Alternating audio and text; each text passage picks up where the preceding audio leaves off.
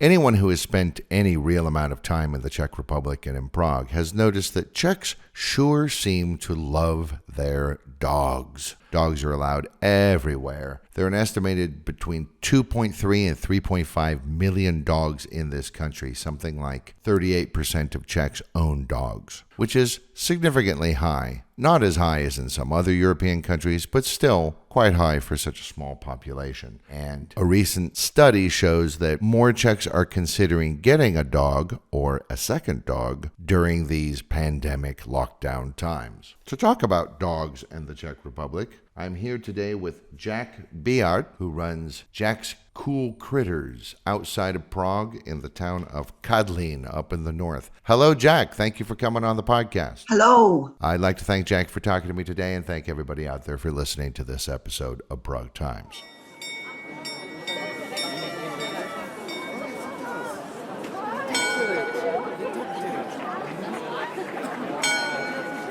A city is much more than just a collection of buildings. It's a location, it's a history, it's a culture, it's ideas and ideals, and a city is also, most importantly, the people in it.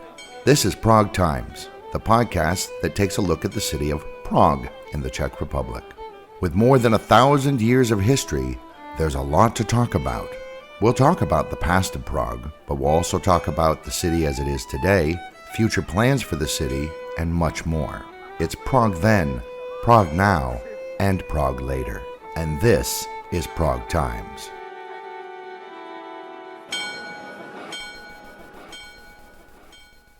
So, Jack, you run Cool Critters, which is a pet sanctuary, yes? Yes, it is, for dogs and cats. Mm-hmm.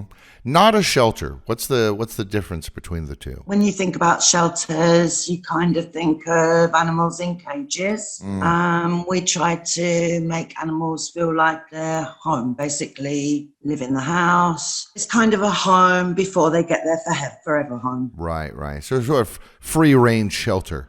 Yeah, they've basically got the freedom of the house, they've got the freedom of the garden. Cats have an outdoor enclosure. And there's quite a bit of property that they have to run around on, I think, yeah? The actual place is on 2.5 acres. Oh, no, that's not bad. They don't have the whole run of it because it isn't all fenced. I keep them in, they've got quite a big area to run in the dogs, but not the whole area. So it's about an hour north of Prague, the village of Kadlín, where you are, which is about halfway between Mělník and Mladá Boleslav, just about 60 kilometers north by northeast of Prague. How'd you end up there? Did you think, hey, I want to do a dog sanctuary and then found a place, or did you find a place and then decide to turn it into a dog sanctuary? I got the place first of all. First of all, I started by wanting to be self-sufficient. So I had goats and sheep and pigs and ducks and chickens. So it's a real farm. It's like a real farm. Yeah, and I grew all my own vegetables, fruit bushes, etc. And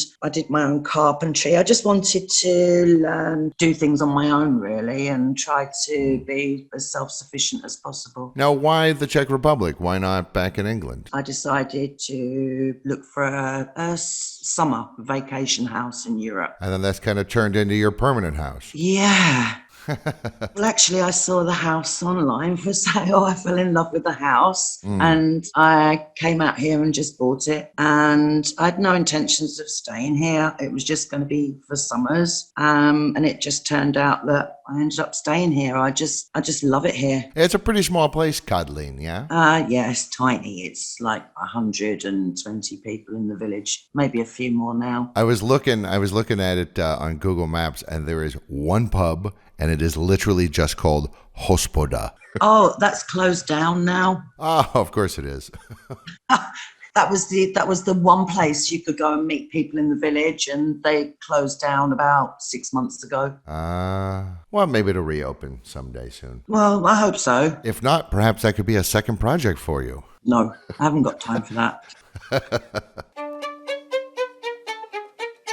You're pretty busy there at Cool Critters. How many dogs and cats do you have generally on any given day? It really depends. Sometimes I think the most we've had here is about 40. Wow. At the moment, we've got 27 altogether. Some cats are in foster care. Most of the dogs are here. I've got one dog in foster care. Yeah, we have quite a few animals, but you know, they get adopted quite quickly. So how do people find this sanctuary, Cool Critters? Do they generally find you through your website? Or I see that you're kind of spread out. You're on YouTube, you're on Facebook, you've actually got a Facebook group. So does it come from all over? Is it word of mouth? How do people find you generally? Do you know? Generally word of mouth. And it's just word of mouth amongst expats and amongst even Czech people are beginning to know us now, because we have a Czech page as well that's run by Martina, and she basically just transfers all information from the English page to the Czech page. It's all about word of mouth and just spreading our name. So it's a group of, really, it's volunteers that are working up there with you, right? It's me basically during the week, and then at weekends we get volunteers, but also there's people that have been with me for a long time, and we're more of a team. We're just a bunch of expats and Czechs. Just like you have lots of different breeds of animals there, you have lots of different nationalities involved in the sanctuary. Yeah, that's the way to look at it. Just, yeah, from different backgrounds. But the thing we do have in common is we all love animals.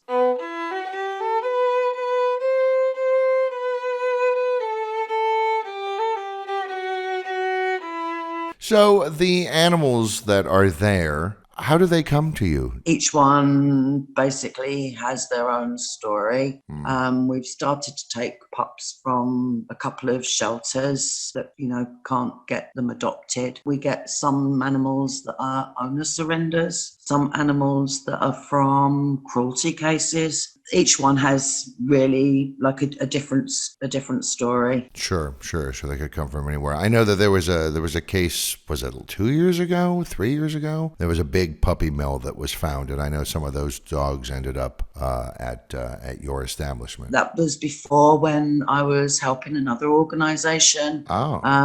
That's how I actually really started this. I took a dog as a foster from this puppy mill, and within 3 weeks she was able to be rehomed. So I took a second one. I've actually still got him, Lenzi. He's our mascot. He is almost blind. He has no teeth. He spins in circles. He's so sweet, but he's still mentally disturbed from his past. He loves people and he's happy and he's got the best life here. Puppy mills are an awfully big problem in the Czech Republic. So you have Lindsay. I see on your website you have 4 permanent residents. You've got Lindsay, and then you've got Fenia. She's 17 years old. When she came to me, she was 18 kilos. She's now over 21 kilos. She loves her food. And then you've got 2 permanent cats. You've got Olivia and Lumpik. Yes, Lumpik.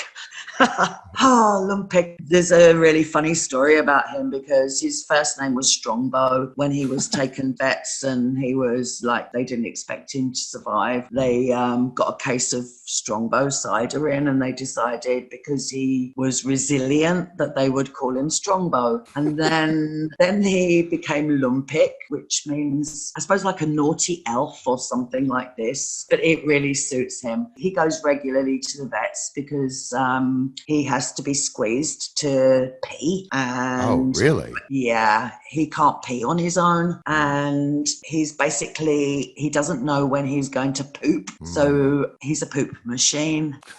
And one day at the vets, this nurse that doesn't speak English walked by and she said, "Hellboy." So he's become Hellboy now. He terrifies the vets and he terrifies the nurses. If he gets the vaccination, it takes 3 of us to pin him down. So because he's just so wild, or is it just the sudden, unexpected incontinence? Oh, he's not wild at all. He's really friendly. He's really super. He just hates the vets. I've got animals that love going to the vets. Some of my dogs, they love getting in the car because they know they're going to the vets. And when they get to the vets, they're just so happy.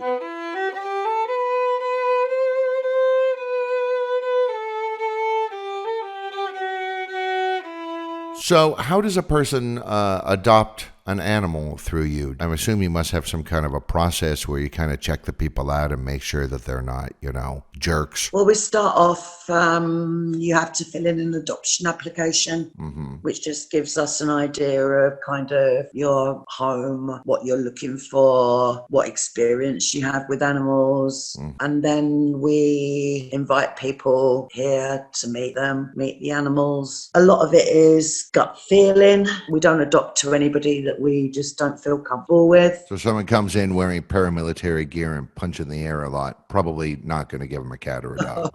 Probably not. So be warned, folks. Dress smart when you go. It's not just like my decision. We've got a team of about 4 or 5 people, and we'll discuss it between us. I mean, the last decision obviously falls on me, but I do take information from other members of the team. I ask their opinions, and I don't think we've got it wrong yet. And of course, the animal itself. I mean, if the animal clearly, just for whatever reason, dislikes somebody, probably not a good matchup. Oh, we would never, ever give an animal that didn't like somebody to somebody. It just doesn't work like that. The connection, it has to be a connection there for sure.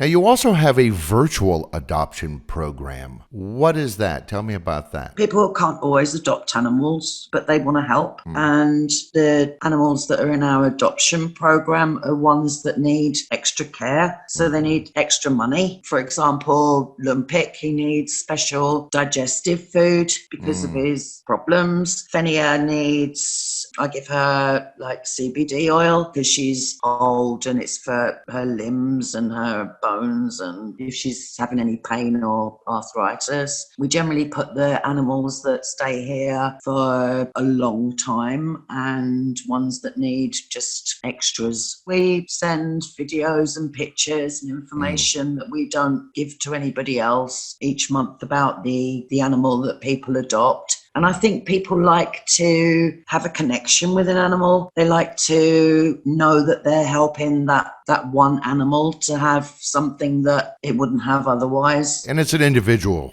relationship too, even if it is at a distance. Sure. I remember people, they really want to come and see their animal. Sure, really? Yeah. They support the animal every month and they get all the information every month. But the one thing they want to do is come and see the animal. They can't always because of, obviously, some people adopt at a distance. We've got people from the UK that virtually adopt. We've got people from America that virtually adopt. They can't come and visit them. Also, with like COVID now, we're so limited on people that can actually come here. And it's a real shame because it's the animals that miss out. So obviously during lockdown, people are more socially isolated from one another. Have you seen an increase in adoption requests during the year 2020 and during all of this COVID stuff? Definitely. I think especially with dogs. But as you said before, Czech Republic is really a dog country. They love their dogs. Every week we get applications. We've got, I can't remember exactly, but I think it's about 130 adoption applications. Have you ever just run out? Have you ever been like, yep, we're all out of cats and dogs. Sorry, guys. No, it's really strange because I think over Christmas I only had 5 dogs here. Yeah, 5 dogs, and like they're not for adoption because that's Fenia, Lindsay, Marley, but they weren't for adoption. So then you haven't got any dogs for adoption. But then you get asked to take another 3 or another 2 or another 5. I could be sitting here now and go to my messages and I'll have somebody ask me if I can take X amount of dogs or X amount of cats. So word's getting out, like you're a known destination now for keeping these animals healthy and safe and finding them permanent homes. Yeah, sure. Yesterday, I think, or the day before, we had a woman get in contact with us from Mlada Boleslav, which is only like half hour away. Sure. They've got a colony. Actually closer than Prague. Mlada Boleslav is, about 25, 30 minutes away. Do you get a lot of Praguers? Lots. I mean, I assume they all must drive up there, but I mean, I know plenty of Praguers that don't have a car. Do you ever have people go up there on the train or the bus or anything? Well, there's only a bus that comes to the village during the week. There's no buses at weekends, so that makes it very difficult. There's 2 train stations that are 10 minutes away by car, so we can actually go to the train station and pick people up. But that's nice. Course, yeah, it's really quite easy. We just go pick them up. They come back. They stay a couple of hours. Then they go back. We take them back. They go back on the train. But with COVID, you can't social distance in a car, and we can't risk our health, so we can't pick people up with the car at the moment. But when everything bottoms out and goes back to normal, this is a system that's in place and has worked well in the past. Yeah, it's worked really well in the past. There's a train that goes directly from Prague to the nearest train station, which is like 10, 12 minutes drive away. It's an hour from Prague on the train. So people just hop on the train, hop off, we pick them up, we drive them here, they spend their time here, and then we take them back. And it works really well. And people can come here, they can clean, they can take dogs for walks, they can chop wood. There's always something to do. It's never a case of there's nothing to do here. And right. There's always work for those who are willing. Oh, really, there is. And what's that nearest train station from Prague? Oh, you're going to get me to say it in my terrible Czech. It's Kropachova Vrutica. Kropachova Vrutica. Yeah, that was good pronunciation. It's on the main line between Prague and Mladá Boleslav, so it's really easy for people to get here. They can go to Macheno as well, but it's a little bit more difficult. It's more changes. The trains aren't so frequent. Right. And then we found this simple way, and this is what we do.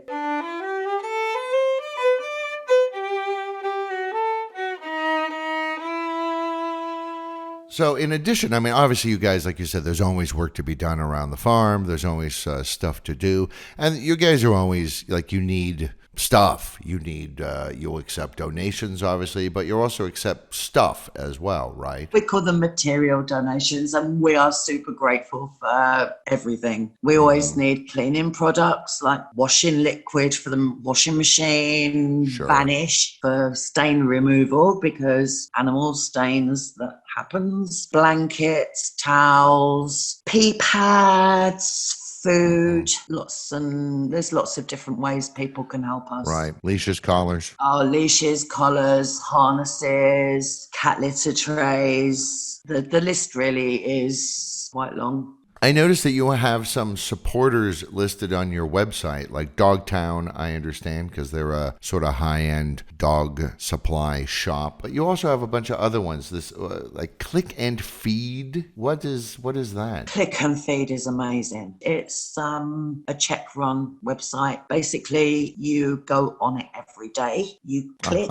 and they feed a bowl of food to a shelter. And it's really great. Every click is a bowl of food, and they distribute Brit food to shelters throughout the Czech Republic. I think you get a choice of what food you can select depending on what animals you have. So if you've got dogs, then you only have medium and large breeds. You tell them that, and they will give you literally a pallet of dry food and Brit sausage. Wherever you are in the world, it's a Czech website, but it's in English as well. And at the top of the page, it's got a little remind button. If you click on that, you get an email every day to remind you to click. It's amazing. We received our donation from them, I think it was in October, and we're still using it, and we were super grateful for this food. And you guys also have this system with a website called GIVT, GIVT. How is that how you say it? I'm assuming it would be GIVT. I mean, I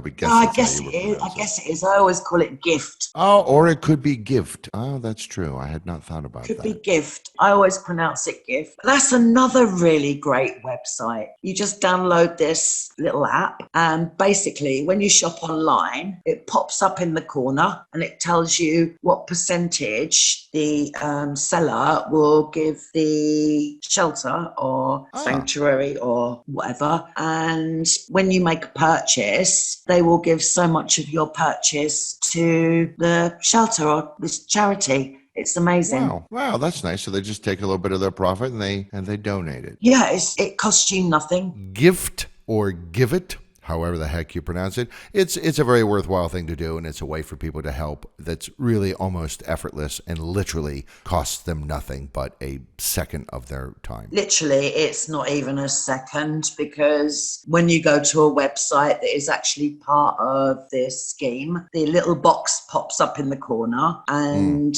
it says, do you want to donate? It's actually got a scroll down list so you can donate to different organisations, but if you choose to donate to us all the time, then it's just literally you click it and it's done. Boy, how easy is that, right? It's so easy. Now, you guys also have the Cool Critters Flea Market. Is this all stuff that you make and then sell to help sort of support the sanctuary? Well, when we first started out, it was an idea to sell items on there to support the sanctuary. In the UK, we have boot fairs where you go on a Sunday and you buy other people's things that they don't want. So we thought we would do that, but we weren't sure about taxes and where we stood with doing this. And we've only just found out in the last week how to actually start doing this. So we'll be setting it up and we'll be starting probably within the next few weeks.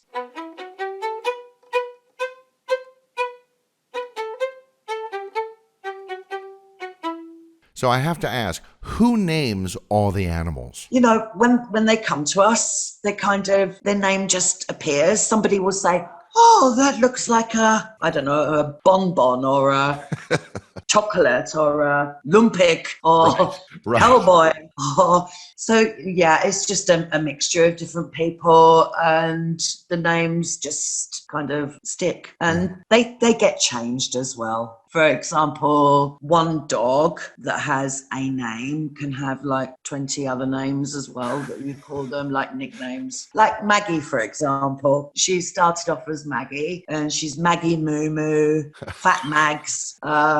She's got, they just get lots of different names. It must be a little bit bittersweet when an animal gets adopted because, I assume you form at least some kind of a connection to them, and then they get adopted and it's like, It's really bittersweet. I mean, sometimes when one of us gets totally 100% attached to one animal, it's tears. oh, sure. But it's tears of sadness that they're moving on, but it's also tears of joy because, they're moving on to their own wonderful life. So, yeah, it's bittersweet, very bittersweet. Do you get visitation rights? Yeah, too right. So be warned, folks.